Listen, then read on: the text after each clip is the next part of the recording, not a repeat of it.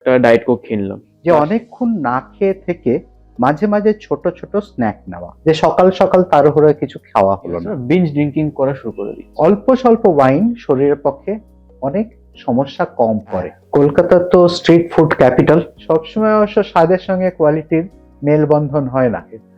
বড়জনদের দিনে 3-4 বার চা খেতে দেখেছি। স্ট্রেস আর গাট হেলথের কি কোনো সম্পর্ক আছে?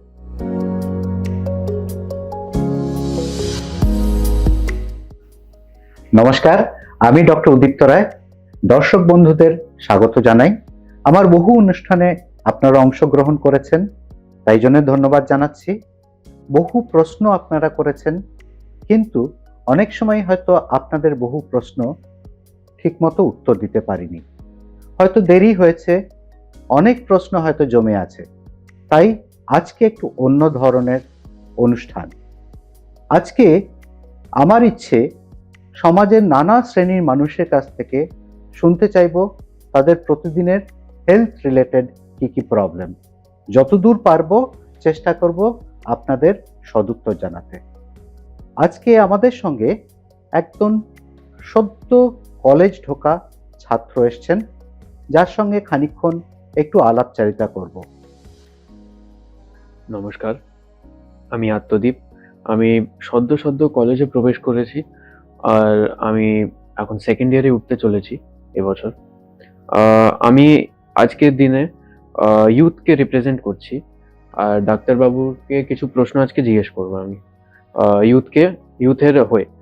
তো প্রথম কথা, ডাক্তারবাবু, আমি এটা জানতে চাই যে কলেজে আমি যা দেখছি আশেপাশে, ভীষণ লোকেরা আনহেলথি একটা লাইফস্টাইল লিড করছে। ধরো ক্লাস শেষ হচ্ছে, তো একটা ডায়েট কোক কিনলাম, ক্লাস শেষ হলো একটা বার্গার খেয়ে নিলাম। তো এটা কি লং রানে ভালো হবে লোকেদের জন্য করা? ঠিক বলেছ। আজকে আমাদের সমাজে এটা একটা বড় সমস্যা। খাওয়া দাওয়ার প্রসঙ্গেই বলি, আমাদের ইন্টেস্টিন বা ডাইজেশন জিনিসটা কিন্তু রুটিনে চলে, অর্থাৎ আমাদের স্টামাক, কোলন সবকিছু রুটিন মেনে চলতে ভালোবাসে। তাই জন্যে আমরা বলি খাওয়া দাওয়াটা একটু ভালো করে চিন্তা ভাবনা করে কি খাচ্ছি বা কি খাবো বা কি খাবো না, এটা যেমন মেনে চলবো, তেমন তার সঙ্গে ভাববো যে কেমন ফ্রিকোয়েন্সি বা কেমন রুটিনে চলছি। তোমার দুটো প্রশ্ন আছে, এক হচ্ছে কোয়ালিটি অফ ফুড, আর 2 নম্বর হচ্ছে এই যে ফ্রিকোয়েন্সি। হ্যাঁ, একটা জিনিস আমি নিশ্চয়ই সাপোর্ট করব, যে অনেকক্ষণ না খেয়ে থেকে মাঝে মাঝে ছোট ছোট স্ন্যাক নেওয়া। কিন্তু যে খাবারটা তুমি বললে, এই খাবারটা সম্পর্কে কিন্তু আমি একমত হতে পারছি না। কেন একমত হতে পারছি না? আমাদের প্রতিদিনের খাবারে কিছু কিছু জিনিস আমাদের অ্যাভয়েড করতে হবে। কি অ্যাভয়েড করব? সেটা হচ্ছে এক্সেস সুগারস, এক্সেস সল্টস এবং প্রসেসড খাবার, যার মধ্যে কোনো নিউট্রিশনাল ভ্যালু নেই। যেমন তুমি দুটো জিনিস বললে, একটা বললে কোক বা কোকা কোলা, আরেকটা জিনিস বললে বার্গার। দুটোরই কিন্তু নিউট্রিশনাল ভ্যালু নেই। যদি আমরা ভাবি, এই যে বার্গারের মধ্যে কি আছে? অনেকটা ফ্যাট আছে, আর কি আছে? প্রসেস মিট আছে, বেশ কিছুটা তেল আছে, যেটা শরীরের কোনো কাজে লাগছে না। তাই এইগুলো এক কথায় বলতে জাঙ্ক ফুডের মধ্যে পড়ে যাচ্ছে। এইগুলো শর্ট টার্ম খিদের জন্যে হয়তো লোকে খাচ্ছেন, কিন্তু অজান্তে অনেক সমস্যা শর্ট টার্ম এবং লং টার্ম দুটোতেই হয়। আচ্ছা, আরেকটা প্রশ্ন ছিল যে আমার তো ডে কলেজ, ঠিক আছে, তো আমার সকাল সকাল বাড়ি থেকে বেরিয়ে যেতে হয়। তো অনেকদিন কি হয় যে তাড়াতে থেকে আমি ব্রেকফাস্ট আর করতে পারলাম না বাড়িতে। তো আমি জানতে চাই এটা শর্ট টার্ম এবং লং টার্ম দুটো অ্যাসপেক্টেই কতটা মানে আমার হানি দেবে, কত মানে ডেঞ্জারাস এটা আমার জন্য হতে পারে, আনহেলথি কত? খুব সুন্দর প্রশ্ন। এটা যাদের যাদের সমস্যা, অনেকেরই সমস্যা, খালি কলেজ স্টুডেন্টদের নয়, অনেক অফিস গোয়ার্স, অনেক প্রফেশনালদের সমস্যা, যে সকাল সকাল তাড়াহুড়োয় কিছু খাওয়া হলো না। কিন্তু আমরা যদি ব্রেনের কথা ভাবি, সারা রাত ঘুমের পরে ব্রেন কিন্তু কিছু খাদ্য চাইছে। তাই ভালোভাবে কাজ করতে হলে সকালবেলা কিছু খেতে দিতে হবে। নইলে ব্রেন ভালো করে কাজ করবে না। এবার ইন্টেস্টিনের কথা ভাবি। যেমন বলেছি এর আগে যে আমাদের হজম যন্ত্রটা পুরোটা রুটিনে চলে, তাই জন্যে রুটিন যদি ঠিক মতো না মানি কি কি হতে পারে। না খেয়ে থাকলাম, কি হবে, স্টামাকে তো অনেকখানি অ্যাসিড তৈরি হয়, সেই অ্যাসিডটা কিন্তু বেশি হলে আমাদের কি হবে, অ্যাসিডিটি হবে, চোয়া ঢেকুর হবে, পেট ফুলে যাবে। আমরা যদি রুটিনের বাইরে যাই, অনেকক্ষণ খাওয়া দাওয়া না করি, সেক্ষেত্রে কোলনেরও কিন্তু অনেক সমস্যা হয়। তাই স্লো ডাউন হয়ে যায়। স্লো ডাউন হয়ে কি হয়, কোলনটাও কিন্তু আস্তে আস্তে কাজ করে। তাই বাওয়েল প্রবলেমস হয়, কনস্টিপেশন খুব কমন। আর কি সমস্যা হয়, অনেকক্ষণ না খেয়ে থাকলে জলেরও কিন্তু একটা ঘাটতি হচ্ছে। জল কিন্তু আমাদের মেটাবলিক ফুয়েল, তাই জলের ঘাটতি কিন্তু অন্য কোনোভাবে মেকআপ করা যাবে না। আর কি সমস্যা, যদি আমরা ভাবি ইন্টেস্টিন, এখনকার দিনে আমরা ইন্টেস্টিনকে বলি সেকেন্ড ব্রেন, গাট ব্রেন অ্যাক্সিস এক কথায় বলতে গেলে। কেন ব্রেন, কারণ কোলনের মধ্যে অনেক ব্যাকটেরিয়া থাকে, তারা নানা ধরনের নিউরো ট্রান্সমিটার্স, কেমিক্যালস তারা রিলিজ করে, যেগুলো সারা শরীরকে প্রভাবিত করে, হার্টকে, ব্রেনকে অনেক কিছুভাবে চালনা করে। তাই পেট পরিষ্কার না থাকলে যেমন মেজাজটা ঠিক খিটখিটে হয়ে যায়, যেমন খিদে না পেলে পুরো শরীরটাই কেমন যেন নড়বড়ে লাগে। তাই এইগুলোর কিন্তু খুব বড় ভূমিকা আছে। বললাম কোলনের ক্ষেত্রে, স্টামাকের ক্ষেত্রে, আর ইন্টেস্টিনের মধ্যে এই ব্যাকটেরিয়ার ক্ষেত্রে। ব্যাকটেরিয়াগুলো কিন্তু ঠিক মতো খাওয়ার না পেলে ভালো মতন গ্রো করবে না, তাই পেটের নানা সমস্যা হবে।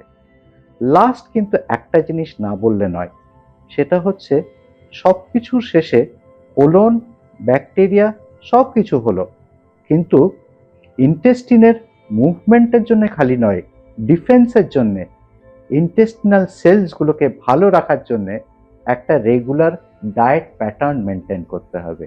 তাই যদি খাওয়ার না হয়, বলবো কিছু না পেলে হাতের কাছে একটা কলা কিনে খেয়ে নিও, ক্যান্টিনে পৌঁছে একটা ডিম সেদ্ধ একটা কলা খেয়ে নিও, নইলে একটা লস্যি অন্তত খেয়ে নিও, তাও খানিকটা কাজ হবে। পুরোপুরি না খেয়ে থাকলে অনেকটা বেশি ক্ষতি হবে, খালি পেটের জন্য নয়, মাথার জন্য। বুঝলাম। আম, আমি দেখছি আমার কলেজে আজকাল অনেক ফেস্ট, এটা তো ফেস্টের সিজন, কলেজে ফেস্ট হচ্ছে, প্লাস উইকেন্ডসে আমার কিছু বন্ধুরা দেখছি ড্রিঙ্কিং কালচারটা অনেক বেড়ে গেছে। কলেজে দেখছি যে উইকেন্ড শুরু হলো, ফ্রাইডে স্যাটারডে সানডে আমার কিছু পিয়ার্সরা বিঞ্জ ড্রিঙ্কিং করা শুরু করে দিচ্ছে। তো এটা কি আনহেলদি? অনেক জায়গা তো আমরা শুনেছি যে অ্যালকোহল অনেকটা আমাদের লিভার ডাইজেস্ট করে নিতে পারে। তো এটা কত মানে আমাদের জন্য কত হার্মফুল হতে পারে? ভালো প্রশ্ন। এটা তোমাদের প্রজন্মের যেমন বড় সমস্যা, এটা কোনো সময় সমস্যার ঊর্ধ্বে ছিল না। এক কথায় বলতে গেলে এক ড্রপ অ্যালকোহলও শরীরের পক্ষে ভালো নয়। তাই ডব্লিউএইচওর রেকমেন্ডেশন যদি বলি, তাহলে no dose of alcohol is safe dose. এইবার সপ্তাহের শেষে হঠাৎ করে বেশি ড্রিঙ্ক করা, আমরা বিঞ্জ ড্রিঙ্কিং প্রসঙ্গে বলি 4 to 5 pegs of alcohol, mail ফিমেলে একটু তারতম্য আছে, ইজ বিঞ্জ ড্রিঙ্কিং। তার মানে হঠাৎ করে অনেকটা অ্যালকোহল খাওয়া।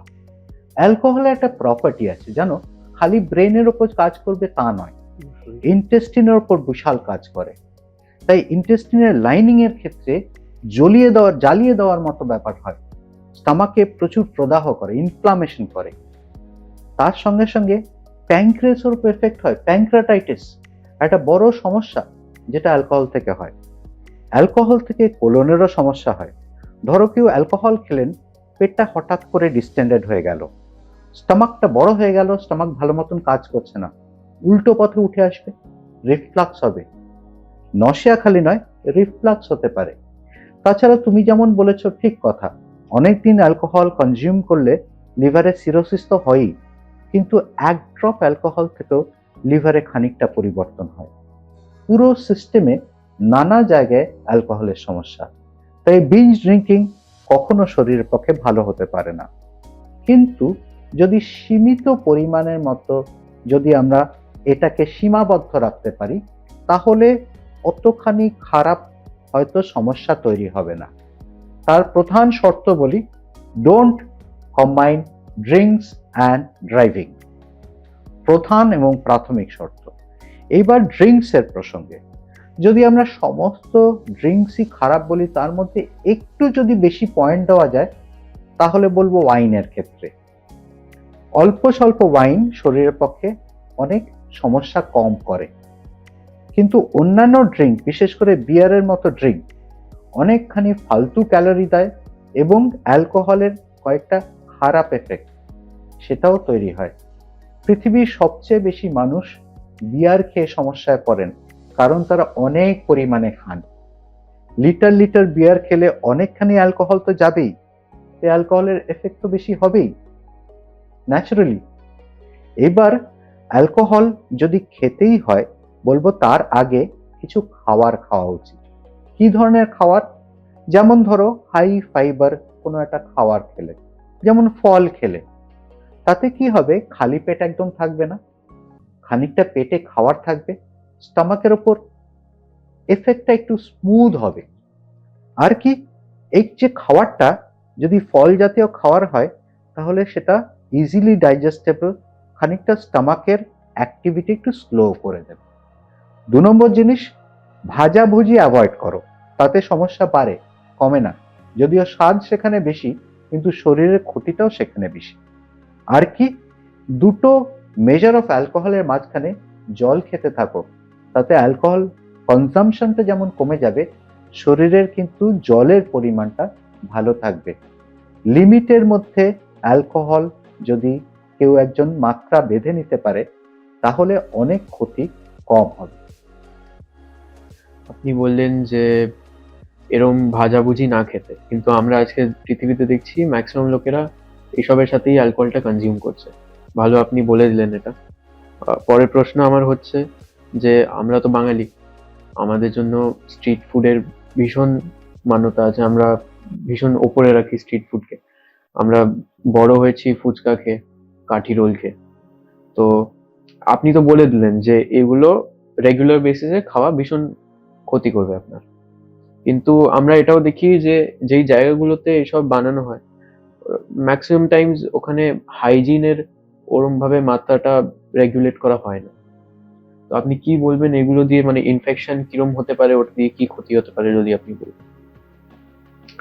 হ্যাঁ, কলকাতা তো স্ট্রিট ফুড ক্যাপিটাল বলা উচিত।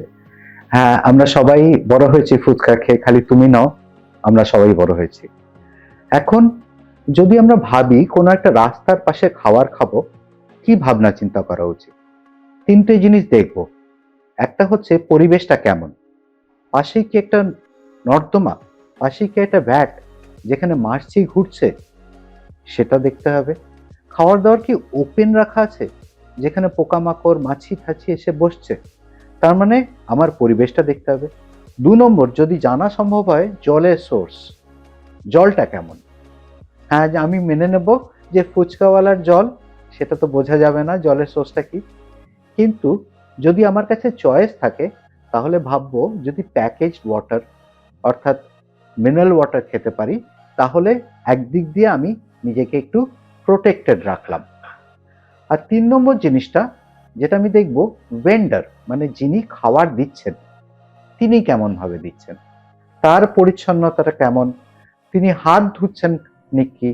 অনেক সময় অনেক ভেন্ডাররা এখনকার দিনে খুব কনসিয়াস হয়ে গেছেন, অনেকে মাস্ক পরেন, অনেকে গ্লাভস পরেন, অনেকে আবার অন্য কাউকে দায়িত্ব দিয়ে দেন পয়সা কড়ি নেওয়ার, মানে ধরুন এক হাতে কেউ একজন টাকা পয়সা নিচ্ছে, সেই হাতেই যদি জিনিসটা বানায়, তাহলে এই টাকা পয়সার মধ্যে দিয়ে অনেকটা রোগ জীবাণু কিন্তু তার হাত দিয়ে চলে আসছে। তেমন সমস্যা বলতে গেলে দেখো, জলবাহিত রোগের কোনো শেষ নেই। আর আমাদের দেশ জল প্রধান দেশ, নদীমাতৃক দেশ, তাদের জলবাহিত রোগ অবশ্যম্ভাবী। তাই চেষ্টা করা উচিত কি করে কমানো যায়। যেমন অ্যাকিউট ডায়রিয়া যেমন হতে পারে, তেমন হেপাটাইটিস এর মতো সংক্রমণও কিন্তু জলের মধ্যে দিয়ে আসছে। তাই এটার ব্যাপারে একটু সাবধান। আর কি সাবধান, যদি আমার কাছে চয়েস থাকে, ধরো তুমি রাস্তায় গেছো, দুটো চয়েস, একদিকে পাও ভাজি, অন্যদিকে ফুচকা, এই দুটোর মধ্যে যদি তোমায় চুজ করতে দিই, তুমি বলো কি করবে? ফুচকা খাবো। ফুচকা খাবে, খুব ভালো কথা। কিন্তু নিউট্রিশনের দিক থেকে যদি ভাবি, তাহলে কিন্তু পাওভাজিকে আমরা একটু সেফ জায়গায় রাখবো, কারণ সেটা কুকড ফুড। তাই খানিকটা গরমের মধ্যে এই ভাজিটা তৈরি হয়ে যাচ্ছে, সেখানে কিছু জীবাণু মরে যাচ্ছে। আর কি, আর হচ্ছে যে পাউরুটিটা ভাজা হচ্ছে, সেটা যদি কোনো চয়েস থাকে আমার কাছে, যেমন আমি একটা হোল গ্রেন পাউরুটি পাবো কিনা বা ব্রাউন ব্রেড পাবো কিনা, সেক্ষেত্রে আমি খানিকটা সেফটি মার্জিন বাড়িয়ে নিতে পারবো। যদিও তেলটার ওপর আমার কোনো কন্ট্রোল নেই, কিন্তু পাও ভাজিটা খানিকটা ফাইবার, খানিকটা ভেজিটেবল, নানা রকমের ভেজিটেবল, সেটা খানিকটা পেটে ঢুকলে অ্যাটলিস্ট খানিকটা কোয়ালিটি ফুড ঢুকলো। সবসময় অবশ্য স্বাদের সঙ্গে কোয়ালিটির মেলবন্ধন হয় না, মেনে নিলাম। ফুচকা হয়তো টেস্টি, কিন্তু দুটোর মধ্যে যদি আমি কম্পেয়ার করি, তাহলে যেটা রান্না করা খাবার, সেটা সেফটি মার্জিন বেশি।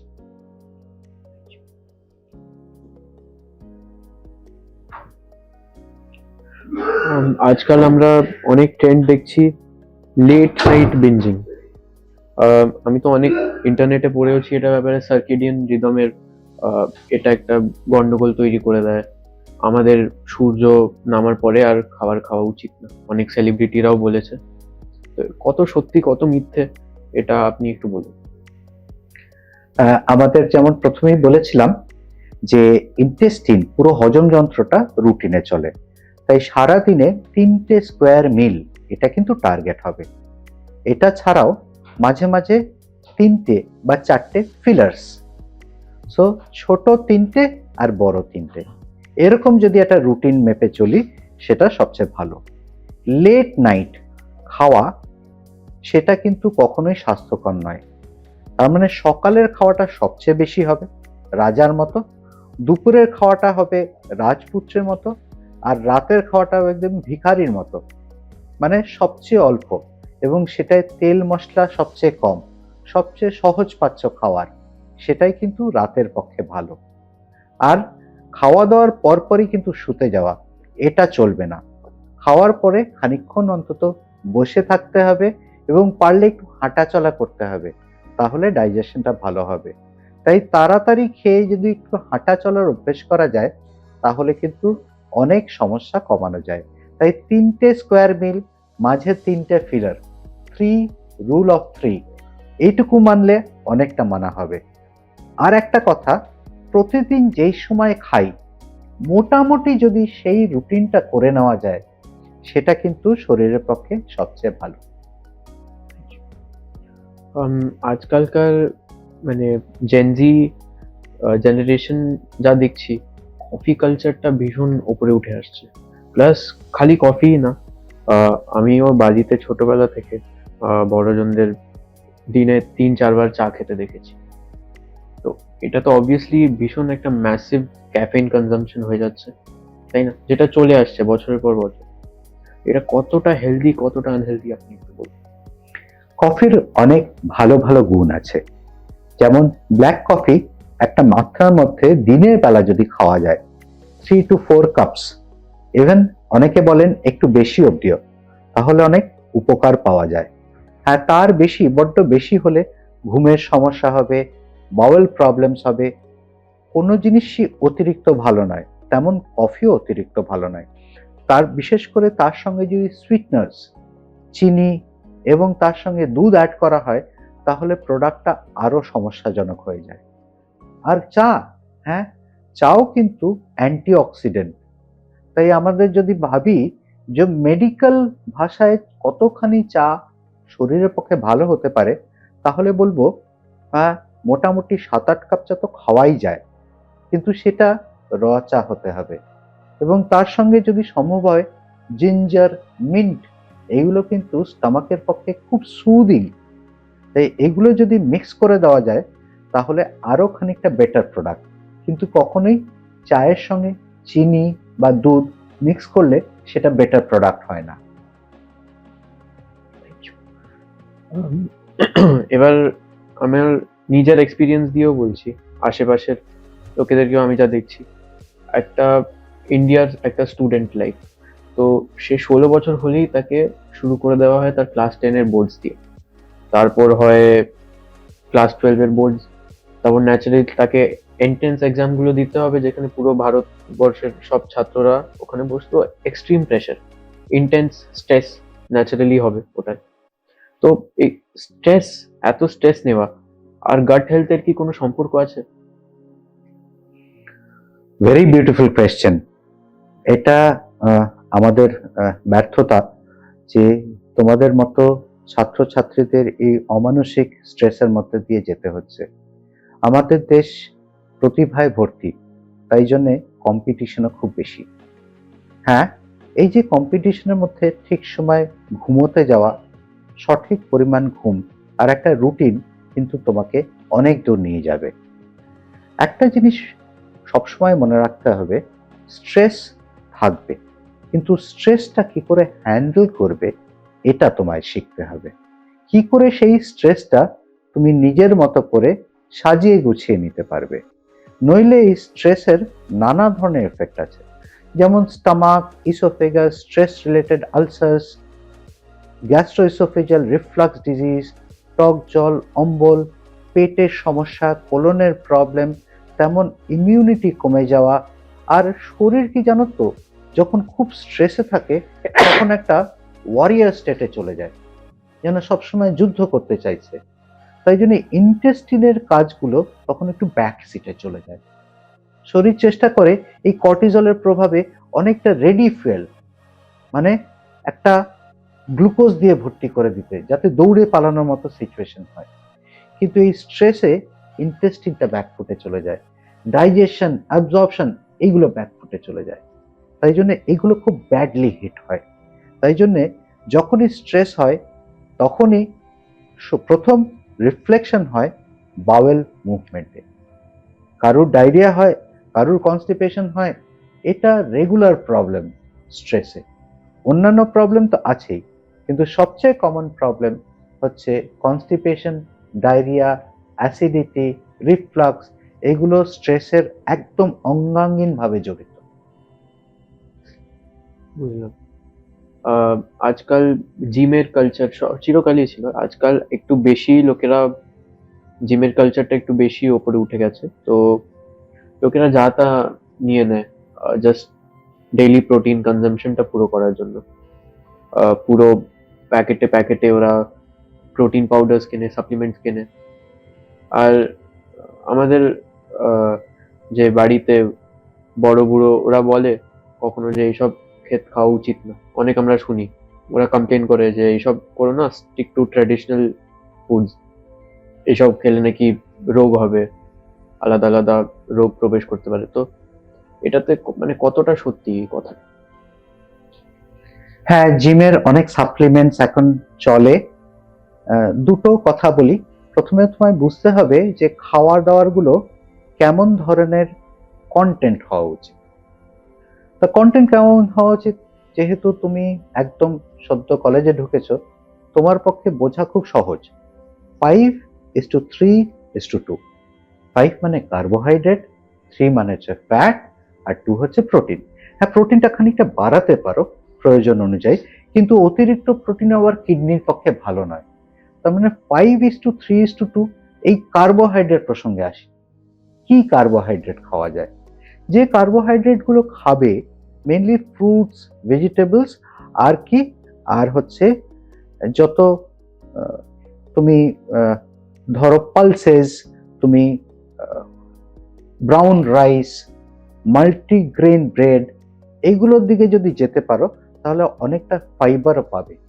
নিউট্রিশনাল ভ্যালু এগুলোর অনেক বেশি। যত প্রসেসড কার্বোহাইড্রেট বেশি খাবে তত নিউট্রিশনাল ভ্যালুটা কমে যাবে। যেমন ময়দার নিউট্রিশনাল ভ্যালু খুব লো, অনেকটা কার্বোহাইড্রেট, বাজে কার্বোহাইড্রেট।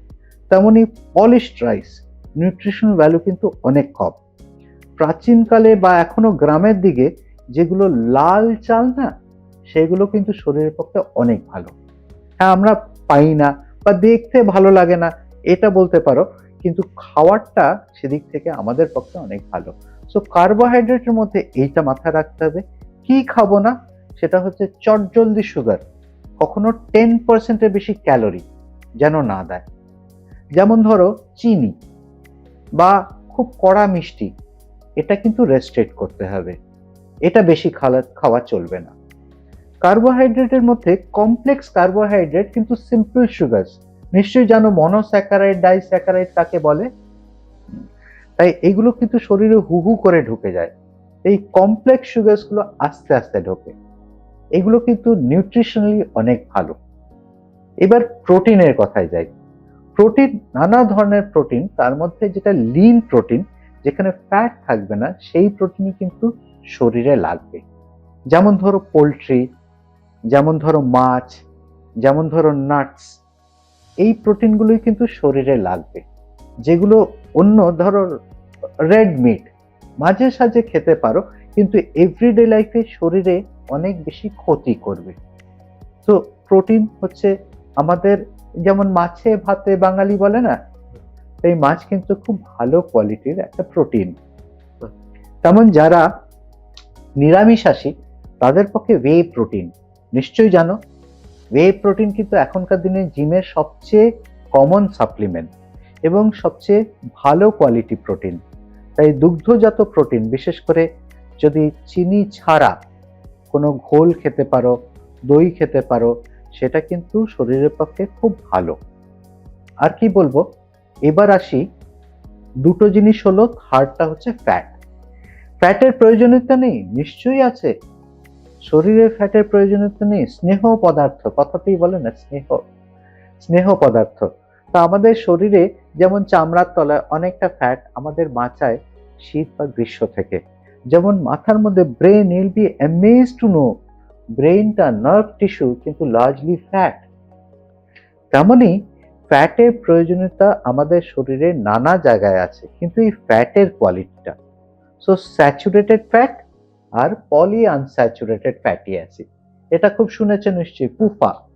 তো স্যাচুরেটেড ফ্যাট বলতে আমরা কি ভাবি, সেটা হচ্ছে যে র প্রসেসড খাবারের মধ্যে, র খাবার নয়, প্রসেসড খাবারের মধ্যে যে ফ্যাট, তার মধ্যে স্যাচুরেটেড ফ্যাট মানে হচ্ছে, ধরো ঘি is an example of saturated fat, animal লার্ড is an example of saturated fat. অন্যদিকে যদি আমি বলি, ভেজিটেবল ফ্যাটস হচ্ছে unsaturated fat, fish oil is unsaturated fat. তাই সেগুলো নিউট্রিশন ভ্যালু অনেক বেশি শরীরের পক্ষে। অনেক কার্ডিও প্রোটেক্টিভ রোল আছে, অনেক ধরনের রোল আছে, যেটা শরীরের নানা কাজে, ইমিউন সিস্টেম বিল্ড আপ করতে কাজে লাগে। তাই এই স্যাচুরেটেড ফ্যাট, সেটা রিপ্লেস করতে হবে আনস্যাচুরেটেড ফ্যাট দিয়ে। সুগারস টার্গেট হচ্ছে লেস দ্যান 1%, সল্ট টার্গেট হচ্ছে 1 চামচের বেশি নয় সারাদিনে, জলের টার্গেট হচ্ছে 6 থেকে 8 গ্লাস জল তো খাবোই। এই টার্গেট গুলো কিন্তু ফিক্স রাখতে হবে, এগুলো খুব ইজি, এমন কিছু কঠিন নয় এই টার্গেট গুলো ফিক্স রাখা। তাই একটু কনসিয়াস ইটিং, তাতেই কিন্তু অনেকটা ডিফারেন্স হয়ে যায়।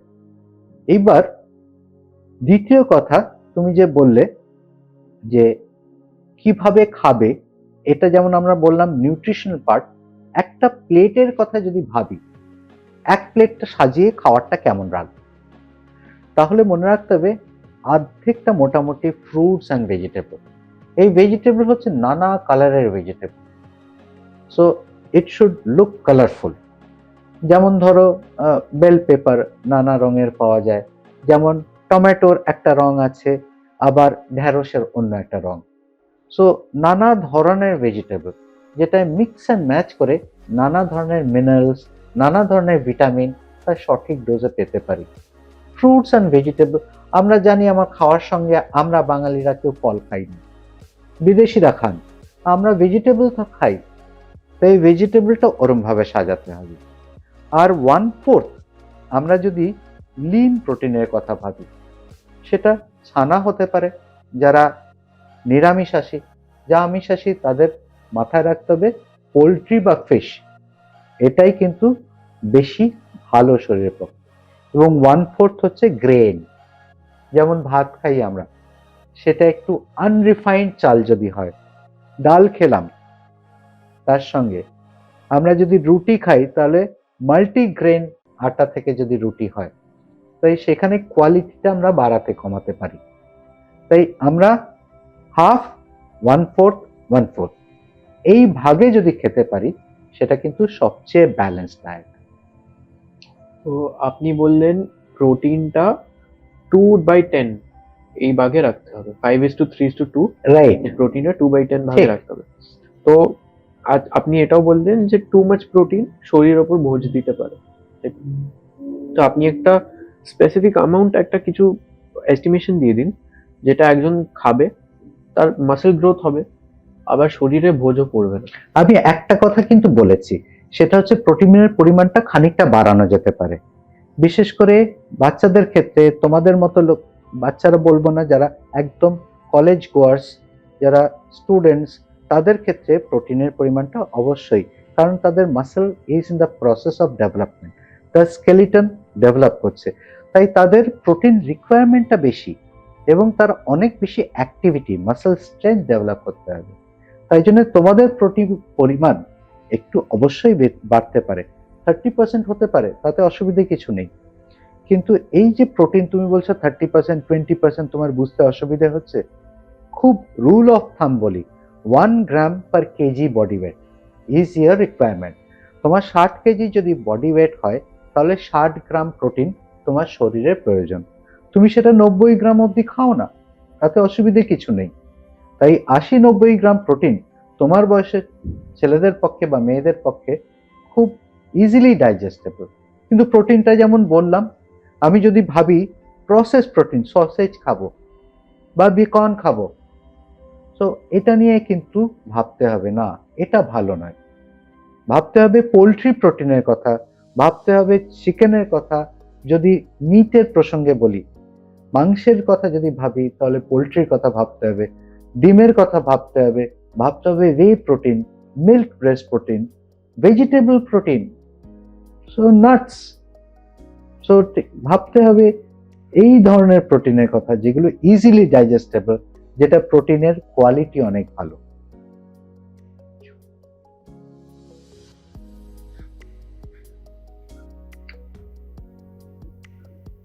আমার জবে থেকে এই লাইফস্টাইলে ঢুকেছি, কলেজ যাওয়ার। তো কলেজের বাইরে থেকে বেরিয়ে, কলেজ থেকে বেরিয়ে আমার টেন্ডেন্সি আছে আমি কিছু বাইরে থেকে একটা জাঙ্ক ফুড কিনে খেয়ে নিই। এটা মানে অ্যাডিকশন মতন বলতে পারো। তো এটা আনহেলদি, কিন্তু আমার গাট ইজ ইউজ টু ইট, এমন হয়ে গেছে। তো এটা মানে কি করা যাবে এটা?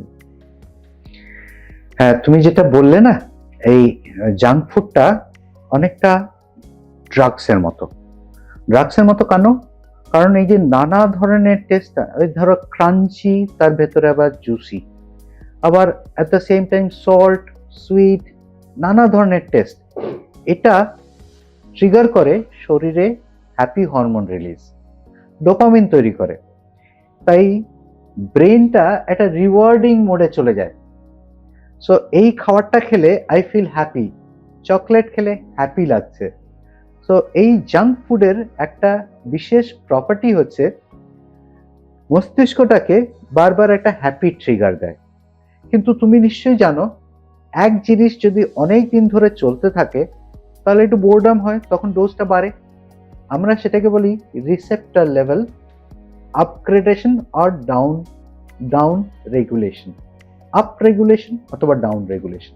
যখন অনেকখানি ডোপামিন অনেকক্ষণ ধরে কাজ করে, আস্তে আস্তে প্রতিদিনের জীবনে যদি বেশি ডোপামিন থাকে তাহলে ডোপামিন রিসেপ্টরের সংখ্যা কমে যায়, তখন হায়ার ডোজ অফ ডোপামিন লাগে।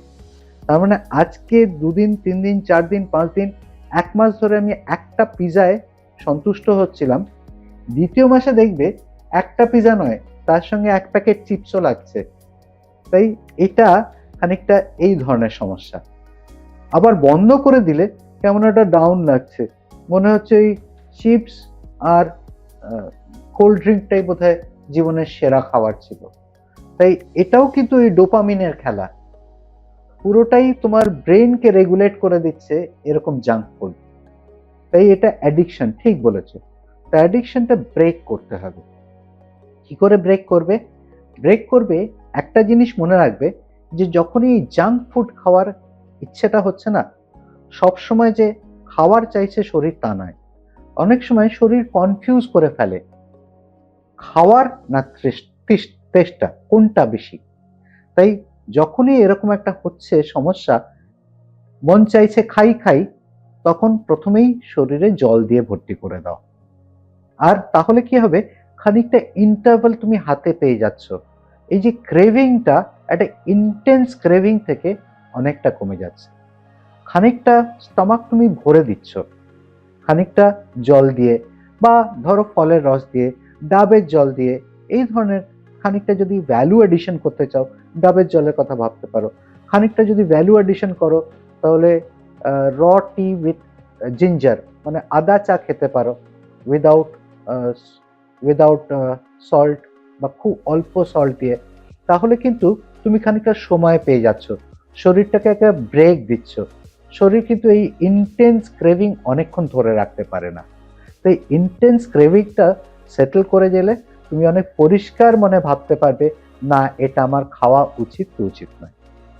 সেকেন্ড জিনিসটা, অনেকক্ষণ যদি না খেয়ে থাকো, তাহলে যে অ্যাপেটাইটটা তৈরি হবে সেটাকে যদি সুযোগ না দাও, কিছুক্ষণ পর পর স্ন্যাকিং এটা যদি করতে পারো, তাহলে দেখবে তোমার এই জাঙ্ক ফুডের অ্যাডিকশনটা খুব তাড়াতাড়ি চলে যাবে।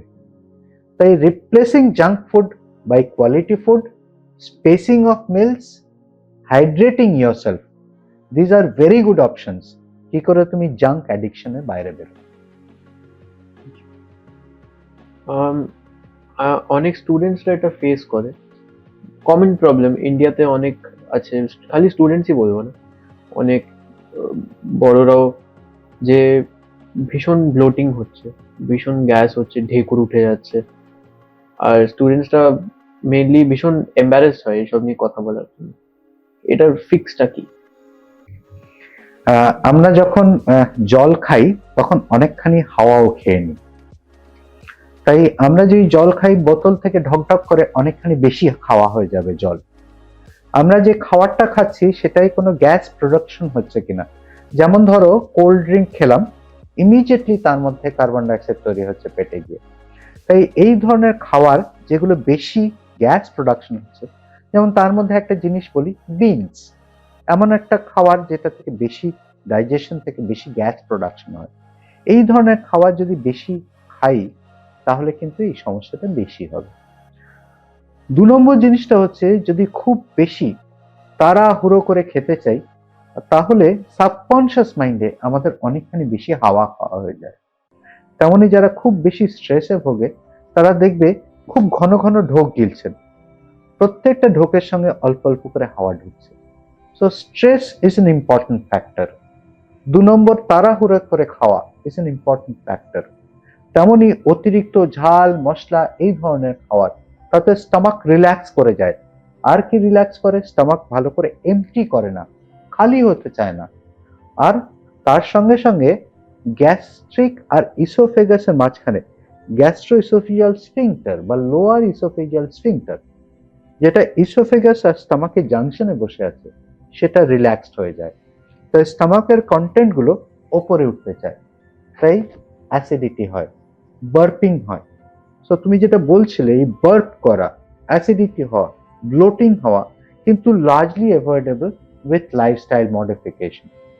সবকিছু বলার পরেও, if you are an addict, so suppose you are a smoker, বা ইউ টেক রেগুলার অ্যালকোহল, তাহলে কিন্তু এই সমস্যাগুলো মাল্টিপল ফোল্ড হয়ে যাবে। So stay away from addiction, give yourself good time to eat, avoid hurry, take a good prepared curry and worry less, তাহলে কিন্তু অনেকটা সমস্যা হবে, কমে যাবে।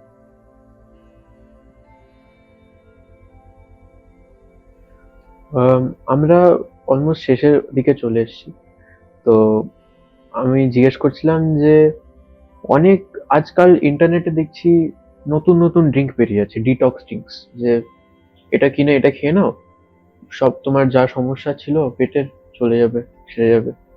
তো এরকম আপনি কিছু মিথ বাস্টার্স বলুন, যে সোশ্যালি মিথটা ভীষণ চলছে, কিন্তু অ্যাকচুয়ালি ফলস।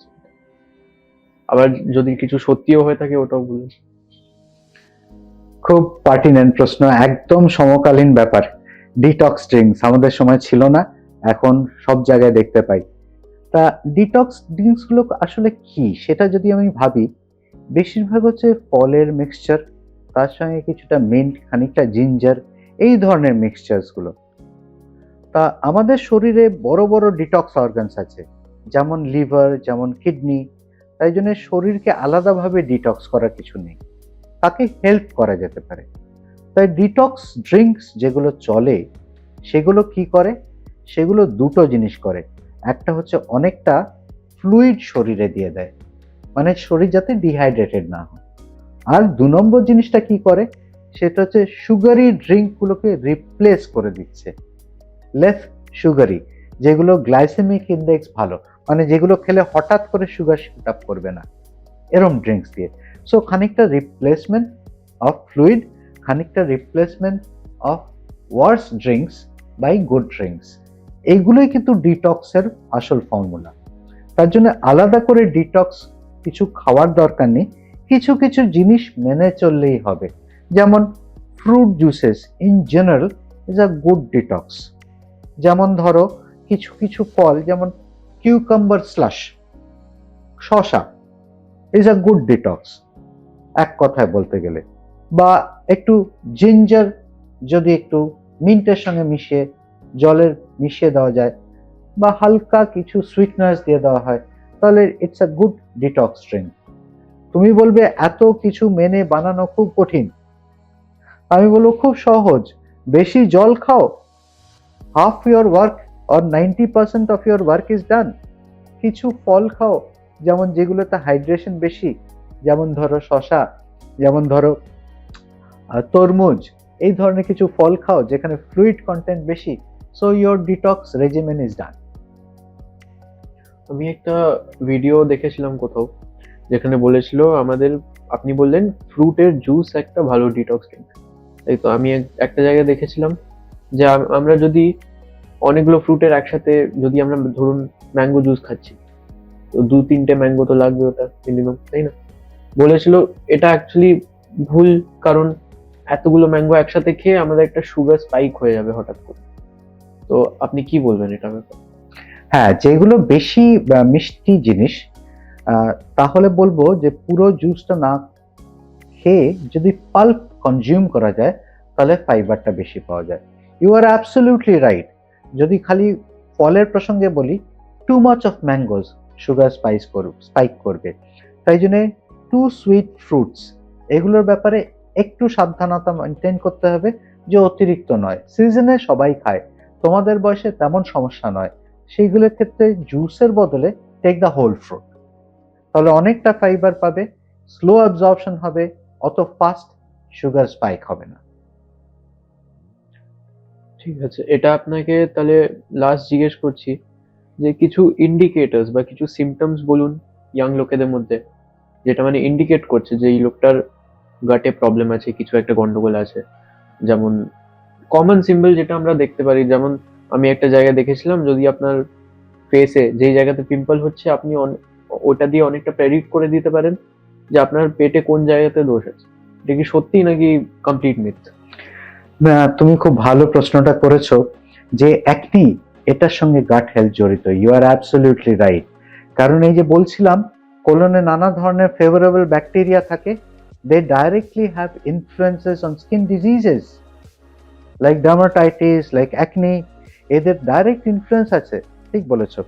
তাই যেসব তোমাদের বয়সী যাদের বারবার প্রতিদিনের জীবনে অম্বল, গ্যাস চলতেই থাকছে, তাদের ক্ষেত্রে, যাদের বাওয়েল হ্যাবিটস খুব সমস্যা হচ্ছে, যাদের কখনো পটিতে রক্ত পড়েছে, যাদের একটা সবসময় ফ্যাটিগ থাকছে, যাদের পেটের রিসেন্ট চেঞ্জ হয়েছে, হয় ডায়রিয়া নয়তো কনস্টিপেশন চলছে, যাদের এই সব কিছুর জন্য একটা খিদের অভাব হচ্ছে, এদের ক্ষেত্রে কিন্তু তাড়াতাড়ি ডাক্তারদের কাছে যেতে হবে। Don't neglect, this are warning symptoms, specially if there is associated weight loss. তার সঙ্গে যদি ওয়েট লস যোগ করা যায়, তাহলে ডেফিনেটলি বড় সমস্যা কিন্তু তোমার কাছে ডাক্তারের কাছে যেতে হবে। লাস্ট আপনাকে জিজ্ঞেস করছি, 3টে সিম্পল টিপস বা হেলথ হ্যাকস বা গাট হেলথ টিপস যেটা আপনি দিতে চাইবেন ইয়াংস্টার্সদেরকে, 3টে লাস্ট। টেক হোম তো প্রথম কথা হচ্ছে বলি, কি খাচ্ছ দেখে খাবে, ঠিক আছে? 2 নম্বর, বেশি জল খাবে। 3 নম্বর, fruits and vegetable, plant first. এই 3টে মেনে চলো, অনেক সমস্যা কমে যাবে। Thank you. Thank you.